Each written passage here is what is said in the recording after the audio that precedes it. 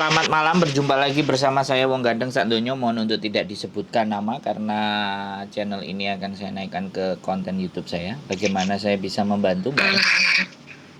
Oke Mas. Begini ya, langsung saja. Uh, Jelas nggak suaranya? Jelas, clear, sangat Oke. jelas. Soalnya anginnya besar. Oke. Saya di Hong Kong kurang lebih 14 tahun, kurang 3 bulan. Yap. Iya, waktu itu kasus yang pertama saya tahu saya hamil. Setelah saya hamil, saya minta pertanggungjawaban sama pacar saya yang orang Nepal. Tapi dia menuduh saya selingkuh sama temennya. Padahal tidak sama sekali. Waktu itu saya baru tahu 1 bulan lebih kandungan saya. Dan saya berniat menggugurkan karena dia nggak mau bertanggung jawab. Waktu itu saya banyak banget pikiran, dia juga nggak bisa bantu saya lagi. Karena saya ada hutang di bank. Terus akhirnya saya bayar sendiri. Bayar sendiri karena ada satu tanggungan lagi, saya nggak kuat, saya pinjam teman sedikit. Dan setelah itu hubungan saya sama pacar juga udah renggang, udah nggak ada hubungan sama sekali. Teman menyarankan saya untuk gadein paspor yang kasus besar dulu itu tahun 2018 akhir. Nah, aku salah satu dari TKW yang gadein paspor di sana. Dan itu kalau nggak salah 2 bulan atau 2 bulan udah digadein. Bulan ketiga saya mau balikin, tapi belum sempat bulan ketiga itu udah ada kabar itu, teman ngasih tahu orang itu tertangkap loh. Hah? Masa sih? Jangan nakut-nakutin, aku bilang gitu. Benar, semalam ada beritanya. Aduh, terus gimana paspor aku? Ya udah, akhirnya besoknya aku telepon dia pas hari libur, udah nggak aktif lagi itu orang nomornya. Udah gitu, pokoknya aku cari-cari teman yang ada kasus juga gadein paspor sama dia, tapi nggak ada. Terus udah beberapa minggu, saya dapat satu. Aku juga gadein paspor di sana gitu. Terus gimana Mbak? Saya langsung bikin paspor baru. Nah dia langsung bikin paspor baru. Aku pikir aku entar dulu, soalnya jarang libur waktu itu awal pas hamil muda itu saya sering sakit, jadi jarang libur. Udah gitu, aku pikir nanti dulu bikin paspornya. Pas mendekati berapa bulan ya? 5 bulan kurang finish kontrak itu saya mau perbarui paspor udah nggak bisa. Terus KBRI suruh saya pulang ke Indo, bikin. Jadi pulangnya itu suruh pakai SPLP. Udah gitu saya ada masalah sama nenek itu saya jaga dia hampir 4 tahun, tapi suka marah-marah dan suka nuduh saya nyuri. Udah 4 tahun, anak-anaknya baik sih. Udah gitu aku kayak hamil muda kayak nggak mau tersinggung orangnya. Jadi sedikit omongan kenceng, aku langsung marah gitu. Yang tadinya aku penyabar, aku jadi nggak sabar, lawan gitu. Akhirnya sampai 3 bulan sebelum finish kontrak, aku ngebreak. Padahal teman menyarankan aku jangan ngebreak, nanti bisa dibantu, nggak usah ngebreak gitu. Halo Mas? Ya lanjut, saya dengerin sampean. Oke. Ya udah, setelah itu bulan Januari kalau nggak salah saya pulang ke Indonesia. Bulan Mei saya lahiran. Setelah itu setelah 20 hari lahiran, anak alhamdulillah normal dan diadopsi sama salah satu teman saya yang di Banyuwangi. Saya asli Jawa Tengah, dan di Banyuwangi itu benar-benar dia nggak bisa punya anak, dan cucu pertama dari keluarga itu alhamdulillah mereka semua sayang sama anak aku. Sampai sekarang hampir 4 tahun Setelah lahiran 20 hari saya tinggal ke Jakarta, saya kerja babysitter. Begitu setelah itu saya pindah ke Bali. Di Bali kerja beberapa tahun. Terus sekarang saya di Singapura baru 1 bulan. Kemarin saya mau daftar ke Hong Kong, tapi katanya saya di blacklist.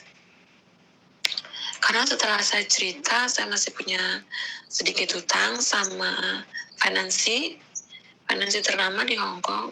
Dibilang saya di blacklist. Tapi saya nggak yakin kalau saya di blacklist. Karena aku pikir mereka cuma nakut-nakutin aja sih. Memang ada surat datang ke Indonesia dari finansi itu, katanya saya di blok dari semua imigrasi. Tapi pihak PT menyarankan saya ke Singapura aja lebih aman. Dan sekarang saya udah di Singapura sebulan. Terus kalau misalnya habis kontrak di Singapura kan 2025. Bisa nggak sih saya bisa masuk lagi ke Hong Kong, Mas? Oke, sudah giliran saya yang ngomong ya. Ya, oke, makasih. Jadi kalau sampean menceritakan kronologisnya yang seperti itu, semua PT pasti jiper. Kalau sampean jujur loh ya. Kalau sampean ceritanya Ya, jujur, enggak. saya ceritakan semua jujur. Ya, ganti saya yang ngomong, kan sampean tadi udah ngomong. Nah, jadi kalau sampean cerita jujur itu semua PT pasti akan jiper untuk urusan itu. Ya, kecuali PT-PT yang berani mengambil sebuah resiko. Jadi kalau ngambil sebuah resiko otomatis potongan sampean akan digedein karena sampean berkasus kan di Hongkongnya. Jadi kembali lagi harapan itu akan tetap selalu ada kalau menurut saya. Cuman kadang-kadang setiap PT minta kompensasi, jaminan dan ABCD gitu loh. Kayak kemarin itu ada anak yang juga pernah jualan di Victoria Park di Hongkong, jualan gamis, ketangkap. Agennya yang di Hongkong dia ngomong nggak jujur. Agennya yang di Hongkong dapat surat dari imigrasi bahwa kasus kriminal yang terjadi ABCD bla bla bla bla kayak gitu kan. Nah, agennya minta potongan minta duit sama PT lebih gede lagi untuk jaminan bahwa anak ini nanti tidak bleset lagi. Jadi dan itu sudah sama PT ku udah ibaratnya dibantu dan tidak ada sudah kadung biaya proses dikeluarin sama PT. Anak ini harus terbang supaya bisa balikin uangnya. Akhirnya ya sudah, dia berangkat. Akhirnya ya kalau nggak diberangkatin malah PT-nya yang rugi karena dia nggak jujur. Jadi agennya minta jaminan. Nanti uang akan dikembalikan setelah hitungannya 3 atau bulan atau bagaimana. Pokoknya meminta keringanan karena anak ini bermasalah gitu loh dengan imigrasi. Jadi pada prinsipnya hal-hal semacam itu kalau PT-PT-nya biasa pasti sampean nggak akan diterima banyak. Tapi kalau PT-nya berani, nah ngomong dulu, kita jujur, bagaimana? Nah dia pasti bilang, ya perjanjiannya begini dan begitu, sampean mau nggak kan kayak gitu biasanya. Nah, karena sampean ada catatan hutang dan sampean pernah SPLT. Ini ada dua hal berarti. Sampean dapat tanda dari KJRI satu, terus dapat tanda lagi dari imigrasi. Rekod nggak bayar hutang itu Hongkong itu ketat banget gitu. Apalagi itu finance ya kan, lembaga resmi. Kalau rentenir kan nggak tercatat di Hongkong. Kalau rentenir itu kan nggak kecatat gitu.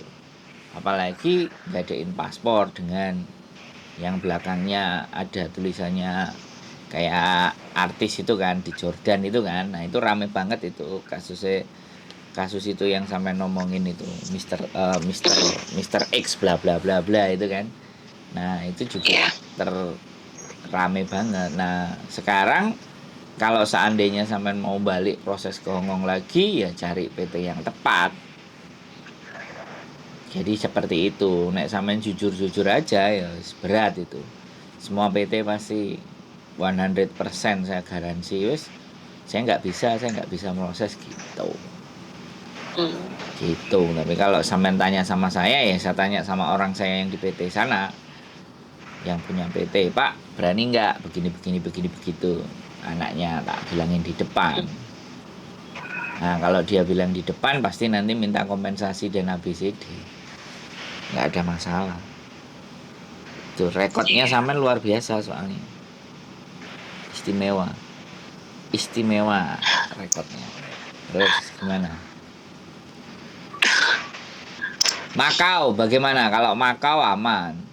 Hongkong sama Makau. Kalau Makau ya kepingin banget. Ya udah ke Makau aja. Tapi kemarin cari PT yang ke Makau nggak ada. Langsung di Cilacap aja. Kalau ke Makau langsung aja. Kalau ke Makau duit. lewat Anam ya? Ya langsung bawa duit. Nanti kalau udah nyampe di Makau hubungi saya, teman saya yang nganterin ke agent. Oh langsung sendiri? Iya.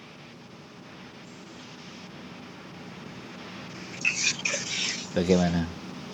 Kalau Makau aman, banyak kerjaan. Ini lagi rame-ramenya Makau. Yang penting sampean bawa duit. Iya. Duitnya cukup untuk bertahan di sana. Kontrak 1 bulan paling 900 Hongkong dolar. 900 Hongkong dolar itu paling ya rupiah 2 jutaan lah. 1,8 apa 1,6 1,5. Udah sebulan muter-muter pasti dapat kerjaan kalau Makau. Iya. Kalau Makau nggak dapat kerjaan ya juking ke Hongkong dulu balik lagi ke Makau kan. Sederhana. Nah itu yang saya takutkan, masuk ke Hongkong itu di imigrasi takut bermasalah. Nggak ada masalah kalau cuma masuk turis. Tapi kalau sampai masuk visa kan otomatis di cross check data sama imigrasi. Kalau imigrasi wancai ya kan. Kalau sampean masukin kan urusannya imigrasi wancai. Tapi kalau sampean masuk ke Hongkong kan border, imigrasi border perbatasan aja. Oh iya. Datanya dia nggak terlalu komplit. Iya. Ataupun kalau komplit pun sampean disuruh balik lagi ke Makau, nggak ada masalah, nggak mungkin ditangkap. Nggak ada, wong itu sudah kejadiannya lama. Gitu ceritanya. Cuman aja sampean ada catatan, bisa jadi dia bilang, oh maaf saya nggak bisa ngasih kamu masuk ke Hongkong. Nah gitu, ya balik lagi loh ke Makau. Iya. Gitu. Kalau enggak ya lebih prepare lagi sampean bikin visa Cina. Dari Makau kan ke Cina ada. Iya. Bordernya kan juga ada. Ya pinter-pinternya aja kayak gitu. Jadi sekali lagi selalu akan ada kesempatan bagi orang-orang yang masih mau berjuang. Iya. Mungkin sampean dibilang sama PT, semua PT akan bilangnya blacklist karena memang sampean jujur ya pasti akan mereka biar lebih mudah aja ceritain, nggak kayak saya panjang kali lebar kan. Mereka biar gampang ngomongnya blacklist gitu aja. Iya. Jadi sekali lagi blacklist itu kalau sampean melakukan kriminal, pencuri, mukul, menganiaya, membunuh, itu blacklist. Mencuri itu mencuri coklat. Nah kadang-kadang blacklist itu bisa jadi kayak buang sampah sembarangan ketahuan, ngerokok lewat lampu merah. Itu juga kadang-kadang hal sepele tapi yang bikin nyangkut. Proses itu bisa nyangkut. Gitu ceritanya. Ya namanya Hongkong kan sampean tahu sendiri lah sejauh mana dan seperti apa. Tapi ya itu aja menurut saya, geser ke Makau masih banyak. Kerja company juga bisa kalau masih merantau, masih kepingin merantau. Gitu aja sih Mbak. Iya. Ada lagi yang mau ditanyain? Halo? Cukup. Wes. Ada yang ganjel kelihatannya Jadi masih ganjel. nangis soalnya ingat teman-teman di Hong Kong. Ya sekarang gini loh Mbak, hal masa lalu itu sudah nggak perlu diinget-inget lagi, iya kan. Jadi kalau sampean pingin naksir lagi balik ke Hong Kong ya paling deket di Makau. Ya, kalau sampean mau proses lagi ya silahkan, sampean pulang dulu nanti. Nanti kirim data aja ke saya tak tanya sama orang PT saya berani nggak prosesin ini. Kalau dia nggak berani, nggak ngambil risiko ya sudah, sampean caw ke Makau. Kan Makau kan bisa main ke Hong Kong. Kalau sampean Iya, udah di Makau, sampean kerja dalam kad sampean dulu. mau masuk ke Hong Kong nggak ada masalah. Bawa paspor sih tapi tetap saya kerja di Makau bilang gitu aja. Atau ketemuan sama teman-temannya di Makau kan bisa juga. Iya, ya. Nggak ada persoalan Mbak, dunia ini. Nggak usah terlalu dibikin mumet dan diratapi. Udah terjadi ya sudah. Saatnya menatap masa depan. Kan saya mengerti di Makau nanti ada bule Inggris naksir sama sampean.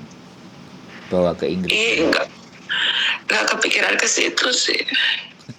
Sampean nggak kepikiran, tapi kalau sampean sudah ibaratnya ya kan berdamai dengan diri sendiri, bangkit lagi, harapan itu akan selalu ada. Kecuali sampean hopeless, nggak pernah punya harapan ya. Gitu, namanya hidup selama masih bernafas kan masih punya harapan dan cita-cita. Jangan sampai mati itu Mbak harapan. Kalau harapannya mati, semangatmu nggak ada. Wes, ada lagi? Udah. Cukup? Kalau ya cukup. Kalau saya pikir ke Makau, saya baru hubungin lagi. Oke, siap. Semangat. Terima kasih banyak ya, Mas. Siap, semangat ya, Mbak. Hidup Iya. masih panjang soalnya. Oke? Oke, Assalamualaikum. Waalaikumsalam warahmatullahi wabarakatuh.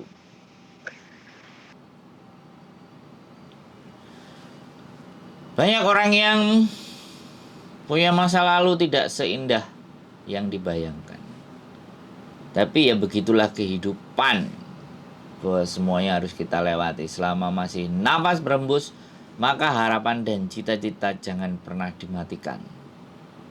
Siapa yang mematikan cita-cita dan harapan? Ya diri kita sendiri. Keep stay tune my YouTube channel and see you next video. Bye-bye.